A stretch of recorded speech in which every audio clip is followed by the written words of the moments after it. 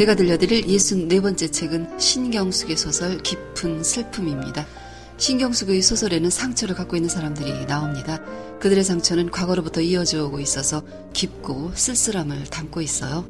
풍금이 있던 자리의 자의적인 이별이나 기차는 7시에 떠난 애에서의 잃은 기억에 대한 갈증도 결국 치유되지 않는 쓸쓸함이 확 묻어납니다. 신경숙은 글을 아주 잘 쓰는 작가고요. 그녀의 소설들은 어느 것이든 다 여운이 오래갑니다. 이번에 신경숙의 소설을 하나 하려고 하면서 엄마를 부탁해를 할까 깊은 슬픔을 할까 고민하다가 곧 가을이라서 깊은 슬픔으로 정했습니다. 엄마를 부탁해도 꼭 하도록 하겠습니다. 책은 상하권으로 되어서 분량이 조금 있지만 재미있어서요. 한번 작으면 쭉 읽게 되는 마력이 있습니다. 그러면 이야기를 시작할게요. 은서, 새, 완 이렇게 세 사람은 같은 동네에서 어린 시절을 보냈어요. 동네의 이름은 이슬러지입니다. 그들은 매일 같이 몰려다녔어요. 새의 집 마당에 석류나무가 많았는데 그 아래에 멍석을 깔아놓고 은서가 완의 팔을 베고 새가 은서의 팔을 베고 누워서 낮잠도 잤어요. 은서의 어머니는 자주 집을 나갔어요. 한 번 나가면 1년이나 2년 만에 돌아오곤 했습니다. 아버지는 집 나간 어머니를 찾아다녔고 어머니가 돌아오면 기다리며 간절하면 어디 가고 모질게 대했어요. 동생 이수와 은서는 둘만 있는 시간이 많았습니다. 동무들이 어머니에게 불려 들어가는 해저무는 시간이 가장 무서웠어요. 집에서 가장 작은 방을 골라 남매는 손을 잡고 누워 뱃속의 허기와 마음의 허기를 참아냈어요. 아무리 밥을 실컷 먹고 드러누워도 허기는 가시질 않았죠. 어머니의 잦은 부재는 깊은 상실감으로 다가와 남매의 마음속 깊이 자리 잡았습니다. 아버지가 돌아가시고 남매는 어른이 되어 서울 생활을 했고 고향에는 어머니만 남았어요. 동생 이수는 재수를 하다가 대학을 포기하고 고향의 어머니에게 돌아갔어요. 이수는 자주 우울했고 은서는 동생의 우울을 감지하고 있었어요. 한번 시작되면 다시 헤어나오기까지 일주일 혹은 열흘, 보름이 걸렸어요. 그게 대학을 포기했을 것이며 어머니 곁으로 돌아가게 했을 거라고 은서는 생각했습니다. 완은 15살 때 이슬러지를 떠났어요. 그해 가뭄이 들었고 완의 아버지는 동네 사람들과 물고 싸움을 했어요. 싸움이 커졌고 칼부림까지 일어났고 결국 그의 아버지가 죽었어요. 상을 치른 후 완의 어머니는 다시는 여기에 발을 대지 말자며 떠나자고 했어요. 떠나던 날 밤 완은 틈을 내 급히 은서네 집으로 달려왔어요. 은서에게 이제 여길 떠나면 이슬러지는 다 잊어버리고 너만 기억할 거라는 말을 했습니다. 그는 낯선 도시에서 많은 날들을 은서 생각으로 버텼어요. 새벽에 신문을 돌릴 때도 저녁에 어머니 노점상에 나가 배추를 나를 때도 은서가 이슬러지에 있다고 생각하면 그쪽이 바라봐졌고 그녀가 있는 곳이기 때문에 거길 그리워했어요. 이후 정신없이 살아가는 속에도 뜬금없이 어디선가 나를 보고 있겠다 생각하면 뭐든 잘하고 싶어졌어요. 대학생이 되어 서울에서 은서를 다시 만나고 그녀의 마음이 자기에게 오게 할 수 있기를 바랬죠. 그녀 앞에만 서면 마음이 순해졌고 그녀 앞에서는 새에게 지고 싶지 않았어요. 그녀를 향한 간절함은 어쩌면 그 옆에 항상 있던 새 때문이었을 수도 있었죠. 새가 없었다면 그녀를 향한 열정도 없었을지 모른다는 생각도 합니다. 그러나 최근 들어 그에게 다른 여자가 은서의 얼굴에 겹치고 있었어요. 그녀의 이름은 박효선. 효선은 환의 대학 선배고요. 지금 같이 기획사 사무실을 운영하고 있어요. 대학 졸업 후 완은 회사에 들어가 일하다가 그만두었고 그때 효선이 같이 일하자고 제안했어요. 그녀의 돈으로 회사를 차렸고 제법 잘 되면서 직원 수가 늘어나고 있는 즈음이었어요. 효선은 적극적이고 능력 있고 생기 있는 여자였어요. 은서와 완의 관계도 알고 있었죠. 완에게 자주 그 여자는 당신에게 맞질 않는다고 그 여자가 당신에게 뭘 해줄 수 있겠냐고 했고 그럴 때면 완은 은서는 그렇게 쉽게 말해줄 수 있는 사람이 아니라고 대답했어요. 방송작가가 된 은서, 종합기획사무실을 차린 완, 고등학교 미술교사가 된 새. 이제 은서는 완을 사랑했고 새는 은서를 지독히 사랑하고 있어요. 은서는 완의 등을 보고 새는 은서의 등을 보고 있었죠. 은서는 힘겨운 사랑을 합니다. 완에게 밀쳐졌다고 생각하면 찾아드는 외로움을 어찌할 도리가 없었어요. 전화를 하면 완은 늘 시간을 낼 수 없다고 했고 그가 전화하겠다고 말하면 그녀는 완에게서 전화가 올까봐 직장에서나 집에서나 전화벨 소리에 온통 신경이 가 있었어요. 혹시 수화기가 잘못 놓여졌을까봐 자꾸 확인했죠. 그런데 그녀는 이걸 새에게 그대로 했습니다. 새가 전화를 걸어오면 시간을 낼 수 없다고 말했고 전화하겠다고 말하고는 하지 않았어요.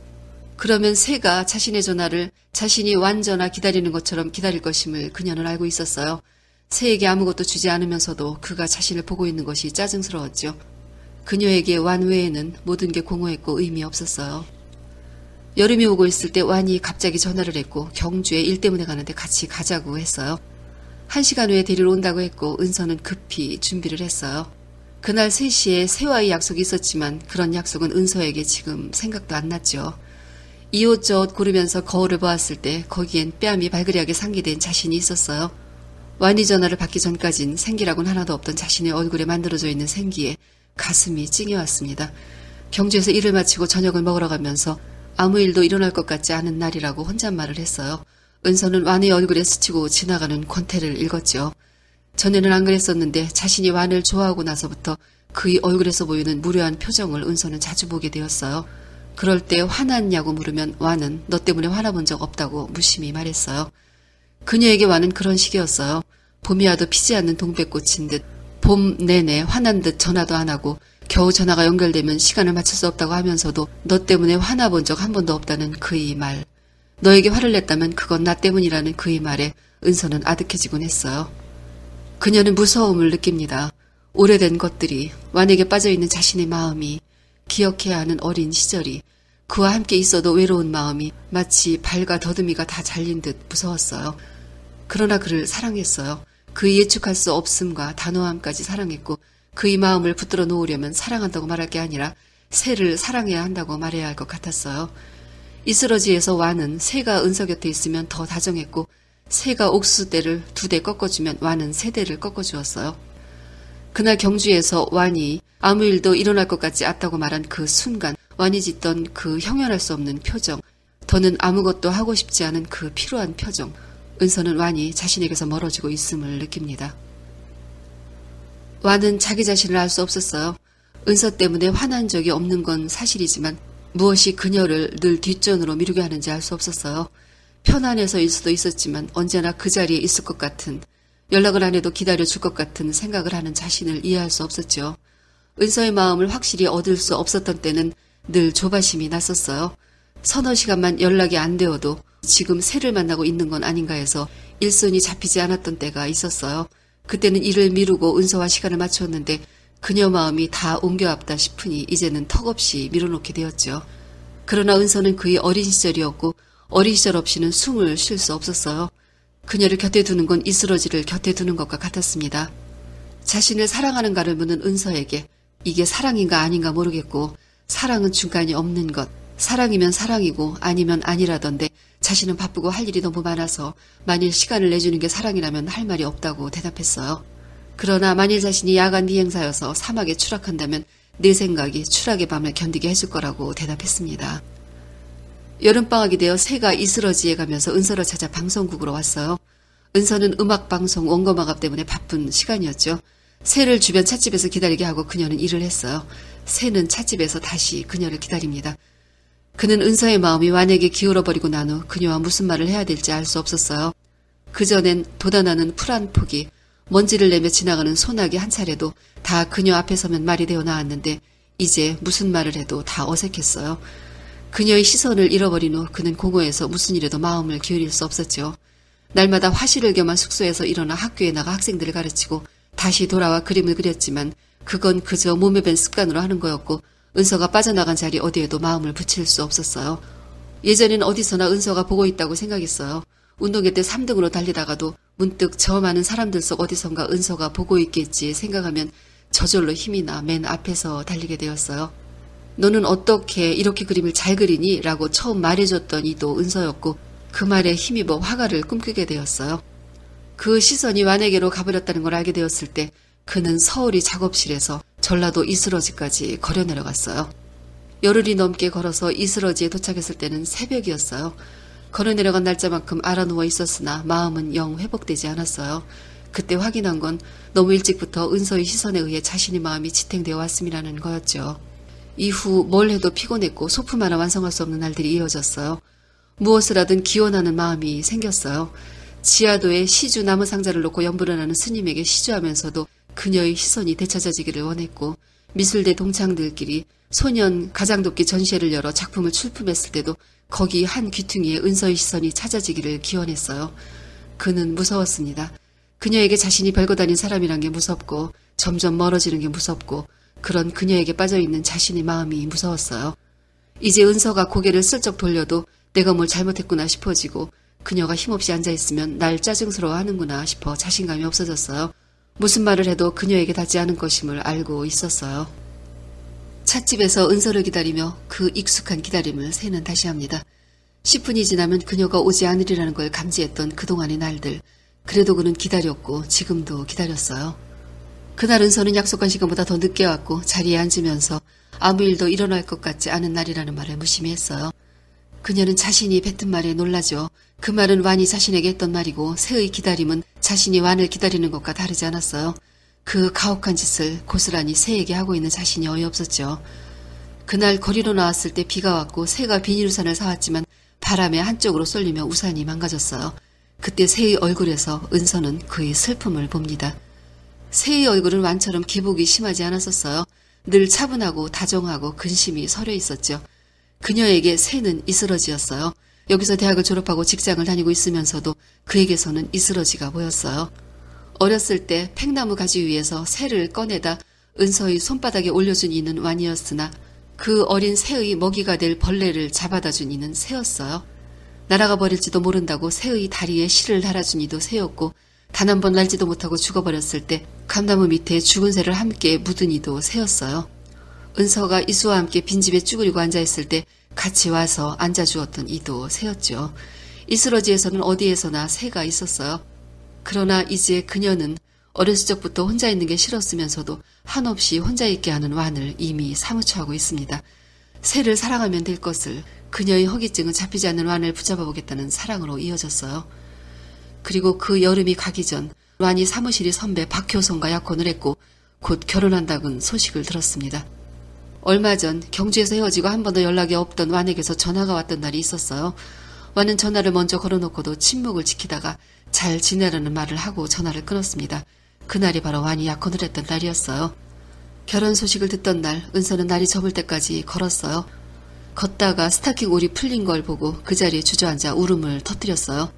3시에 방송국에 원고를 주러 가야 하는 것도 잊었었어요. 며칠 후 만난 완은 변해 있었어요. 면도가 잘 된 깔끔한 얼굴과 하늘빛이 도는 와이셔츠에 청색의 넥타이 그리고 손목의 금빛 시계까지 완은 이전의 완이 아니었어요. 그날 은서는 효선을 사랑하는가 물었어요. 완은 이 복잡한 세상에 온전한 사랑은 가능하지 않다고 말했어요.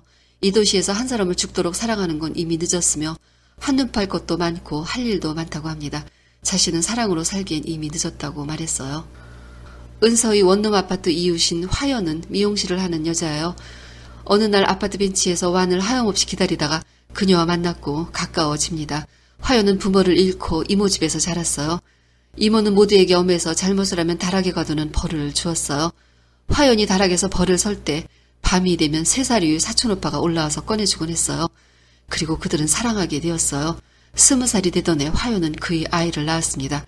아이는 이모부가 밖에서 낳아온 아이가 되어서 그 집에서 자랐고 그녀는 집을 나왔어요. 이모가 나올 때 준 돈으로 미용학원을 다녔고 기술을 배워 미용실을 차렸어요. 그녀는 아직도 사촌오빠만을 사랑하고 있었어요. 은서는 완을 잃고 그 절망과 공허한 시간을 화연과 함께 보냈습니다. 그들은 서로를 완벽히 이해했어요.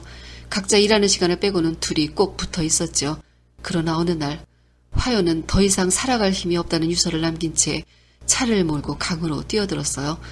화연의 장례를 치르고 곧 겨울이 왔고 다음 해봄 은서는 새와 결혼을 합니다.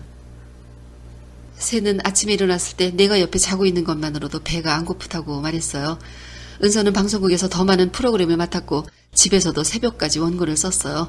새는 잠든 그녀를 깨우지 않으려고 조심하면서 출근을 했고 은서는 아침을 못 먹고 나간 새를 위해 도시락을 준비해 학교에 가져다 주었어요. 새는 힘들어 보이는 은서가 일을 줄였으면 했는데 일에 파묻혀 있지 않으면 안 되는 은서에 대한 섭섭함이 얼마간 섞여 있었어요. 그녀는 일에 묻혀 있을 때만 안정되어 보였고 그 외에는 늘 불안스러운 눈빛을 하고 있었죠. 어느 날 죽은 화연의 사촌오빠가 은서를 찾아왔어요. 화연이 기르던 개를 장례식 후 그 남자가 데리고 가서 기르고 있었어요. 그가 곧 결혼을 하게 되었다며 개를 맡아줄 수 있는가를 물었고 은서는 기꺼이 맡았어요. 개의 이름은 수였지만 은서는 그냥 화연이라고 부릅니다. 그녀가 개를 데리고 왔을 때 새는 당황스러웠고 개를 화연이라고 부르면서 온갖 정성을 쏟아붓는 걸 보는 건 서글펐어요. 어느 날 아침 신문에 완의 기획사에서 출간한 책 광고가 실렸어요. 그날 아침을 준비하면서 은서는 쌀그릇에 넘치는 수돗물을 잠글 생각도 안 하고 우두커니 서 있었어요. 새는 그런 은서를 보면서 그녀가 광고를 보았다는 걸 알아차리고 마음이 쿵 내려앉았어요. 그녀의 얼굴에서 쓸쓸함이 보이면 새는 아득해졌죠. 저 표정을 지우고 예전의 표정을 회복시켜줄 수만 있다면 자신도 다시 그림을 그릴 수 있을 것 같았어요. 그는 결혼 후 그림을 한 장도 그리지 못하고 있었어요. 은서는 툭하면 미안하다고 했어요. 그 말을 새가 듣기 싫어한다는 걸 알면서도 미안하다고 했어요. 이스러지에 살고 있는 이수의 친구가 결혼을 했어요. 그날 결혼식장에서 완을 만납니다. 새와 동생 이수, 은서 셋이 있는 곳으로 완이 다가왔어요. 그들이 악수를 하는 동안 은서는 화장실로 도망을 쳤습니다. 그날 이후부터 새는 변해갔어요. 말을 안 했고 그녀와의 시선을 피했어요. 며칠 후 퇴근한 새는 완이 학교로 전화를 했었다며 용건이 있으니 은서에게 전화해달라고 했다는 말을 전합니다. 새는 요 며칠 마음속에서 요동치는 미혹들을 껴안고 사는 게 두려웠어요. 수업을 하다가도 그 생각을 하면 분필이 손에서 떨어졌어요. 그녀가 완에게 전화를 하고 있을 것만 같은 예상에 괴로워했습니다. 자신이 이런 식으로 치사하게 의심을 하게 될 줄은 몰랐어요. 그러나 은서는 전화하지 않았어요. 어느 날은 퇴근하고 들어오던 새가 요 앞 놀이터에서 완이 기다리고 있다고 했어요. 나올 때까지 기다리겠다니까 자기 신경 쓰지 말고 나가보라고 말했어요. 새는 침대에 누워 자신이 졸렬함 때문에 괴롭고 은서가 나가지 말기를 간절히 바랬어요. 시간이 꽤 지난 후에 은서는 결국 밖으로 나갔습니다. 전화하지 말라는 말을 하러 나갔었어요. 그러나 놀이터에 완은 없었죠. 그녀는 잠시 놀이터에 앉아있다가 집으로 돌아왔고 열쇠를 갖고 나가지 않아서 초인종을 눌렀지만 새는 문을 열어주지 않았어요. 그녀는 나가지 말았어야 한다고 생각했어요. 문 앞에 쪼그리고 앉아 밤을 새웠습니다. 그러면서 어머니 마음이 이랬을 거라는 생각을 했어요. 어머니가 대문을 두드리면 아버지는 열어주지 말라고 단호하게 말했어요. 어머니는 담을 넘어올 수도 있었고 다른 집에서 자고 올 수도 있었는데 차가운 밤이슬을 맞으며 그대로 대문 앞에서 날을 샜어요. 아버지는 새벽에야 문을 열어주었죠. 새도 새벽에 문을 열어주었어요. 그의 눈은 벌겋게 되어 한잠도 못 잔 얼굴이었어요. 은서는 낮에 완에게 전화를 했고 다 새의 거짓말이었다는 걸 알았어요. 그는 전화한 적도 없었고 놀이터에 온 적도 없었던 거였어요. 새는 술을 마시고 들어오는 날이 많아졌고 은서의 모든 시간을 일일이 체크했어요. 방송국 개편 시즌이 되어 은서는 TV를 쉬기로 하고 라디오만 하기로 했어요. 은서가 매일 방송국에 나가지 않아도 되는 걸 알고 나서 집에 전화를 자주 했어요. 벨이 울려 받으면 그냥 끊으면서 집에 은서가 있는지를 확인했어요. 방송국에 나가는 날은 들어오는 시간을 확인했죠.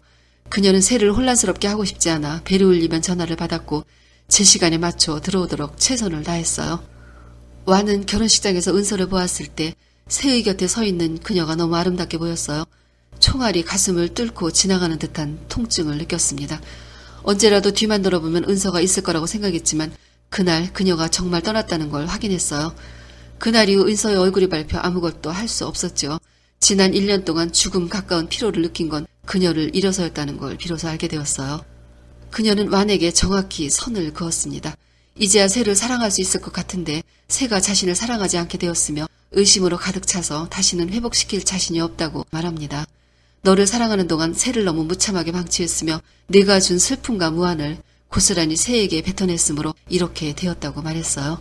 그날 완을 만나느라 좀 늦게 집으로 왔고 새가 노안 얼굴로 기다리고 있었어요.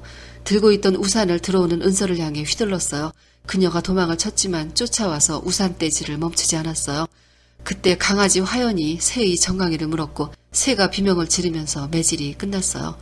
정신을 잃었던 은서가 눈을 떴을 때 새는 울고 있었어요. 용서해달라고 말하면 먹는 자리에 찜질을 해주고 맞은 자리를 찾아 약을 발라주었어요. 그녀는 이것으로 새의 마음이 후련해졌다면 의심이 사라지기만 한다면 그 대가로 넘기겠다고 결심했습니다. 이수가 입대를 하게 되었고 이스러지로 내려왔어요. 새의 대답을 기다리지 않고 말만 하고 내려온 것이 마음에 걸렸지만 며칠 동안 새의 시선에서 벗어나고 싶었어요. 고향집에서 은서는 추억을 생각합니다. 아버지가 있어서 든든했던 시절, 눈이 아무리 내려도 그걸 치워주는 아버지가 있었던 시절. 그 대목을 읽어드릴게요. 아버지가 길 3개를 만드는 동안 어머니는 부엌의 큰 솥에 새순물을 덮이는 불을 밀어넣었다.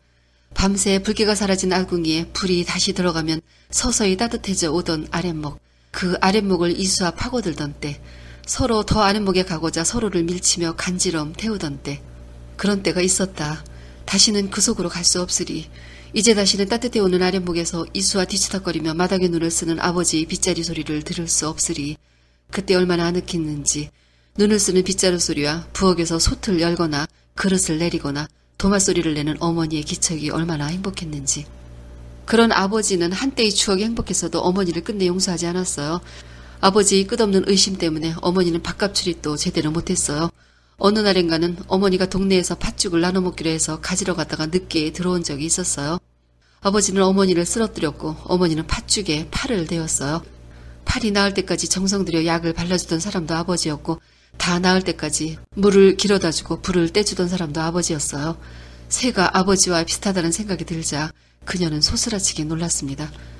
이수를 보내고 서울로 돌아왔을 때 새는 야일대로 야유해 있었어요. 그녀가 없는 동안 의심이 다시 시작되었죠. 그는 이제 모든 걸 다 의심했어요.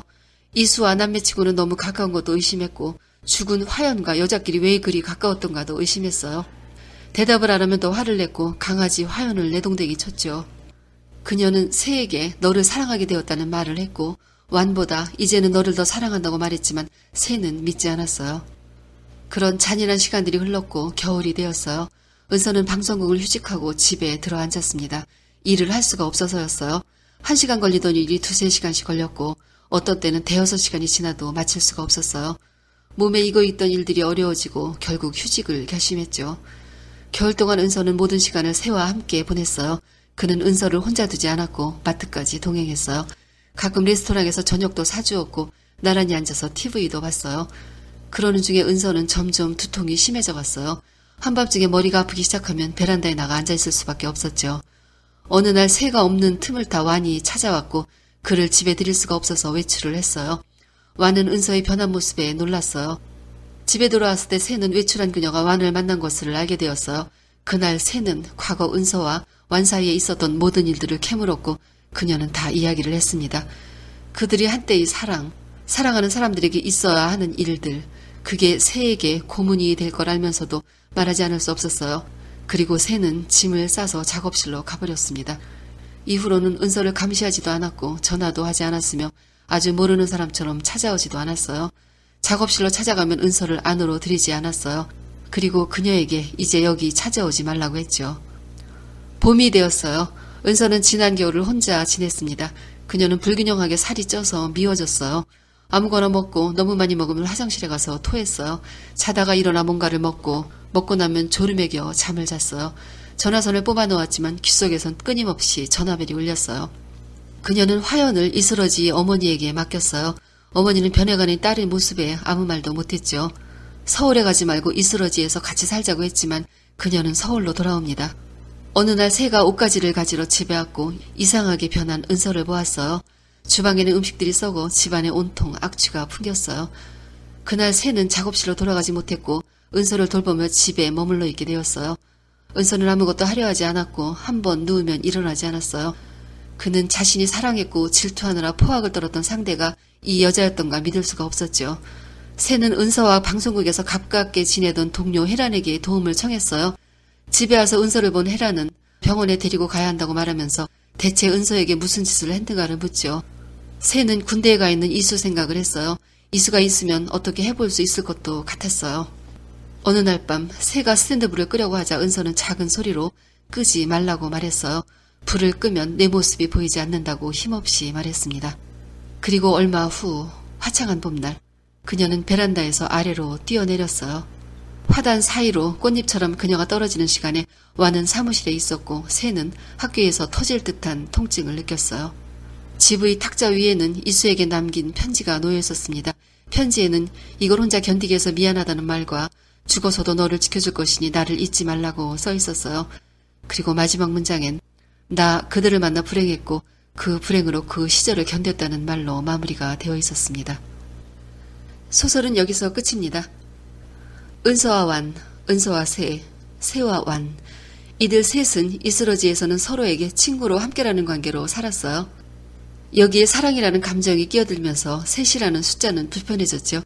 이들이 이스러지를 그리워하는 건 현실에서의 유일한 탈출구였을 겁니다. 은서와 이수 남매는 부모의 기이한 애정관계를 보면서 자랐어요.